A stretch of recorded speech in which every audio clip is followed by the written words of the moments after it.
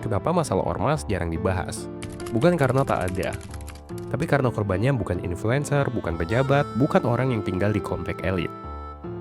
Tapi rakyat kecil yang tak punya panggung, tak punya suara. Dari pedagang kaki lima yang harus store keamanan, tukang parkir liar yang merajalela, sampai aparat yang enggan bertindak karena takut. Semua tahu, tapi semua diam.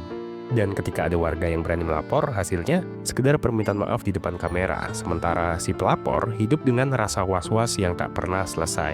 Sementara itu, para pemilik suara, influencer, pejabat, pemangku kekuasaan hidup di balik pagar tinggi, berbicara soal motivasi dan self-improvement.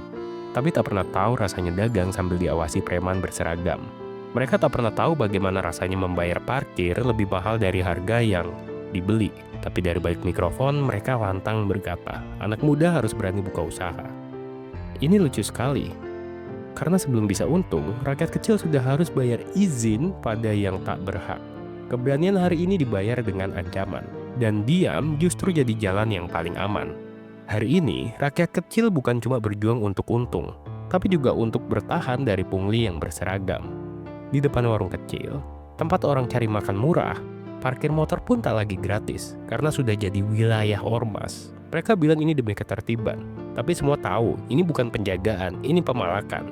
Dan semua ini terjadi karena negara membiarkannya. Di negara ini, hukum bukan lagi pelindung rakyat, tapi tameng bagi ketakutan. Ketika ormas mengancam, justru rakyat yang harus bersembunyi, melapor. Risiko intimidasi, diserang, bahkan diasingkan. Dan yang diberikan negara hanyalah formalitas. Satu permintaan maaf, satu foto damai. Tapi rasa takut tetap tinggal di kepala, di hati, dan di jalan-jalan tempat rakyat menggantungkan hidup. Demokrasi tak mati karena peluru, tapi karena pembiaran. Setiap parkir liar yang dibiarkan, setiap pemalakan yang ditoleransi adalah paku kecil di peti mati keadilan.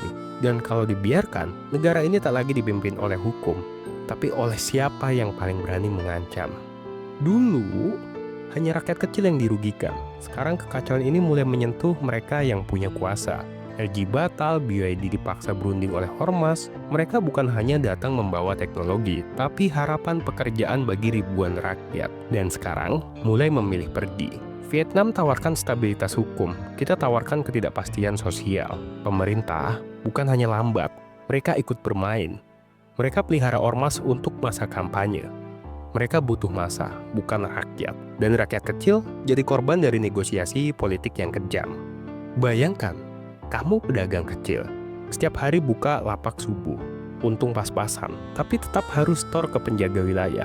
Kamu tak tahu siapa mereka, tapi mereka pakai rompi ormas. Minta uang, minta rokok, minta THR. Dan kalau kamu menolak, lapakmu bisa hilang besok pagi. Kamu ingin lapor? Bisa.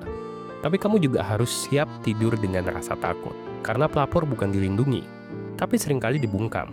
Dan selama ini, tak ada yang peduli. Tapi saat perusahaan triliunan mulai terganggu, saat investor mulai membatalkan rencana, barulah negara mulai gelisah.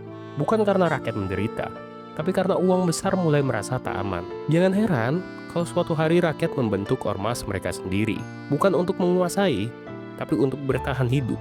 Karena ketika negara membiarkan ruang publik dikuasai oleh ancaman, rakyat hanya punya dua pilihan, tunduk dalam diam atau melawan meski sendirian.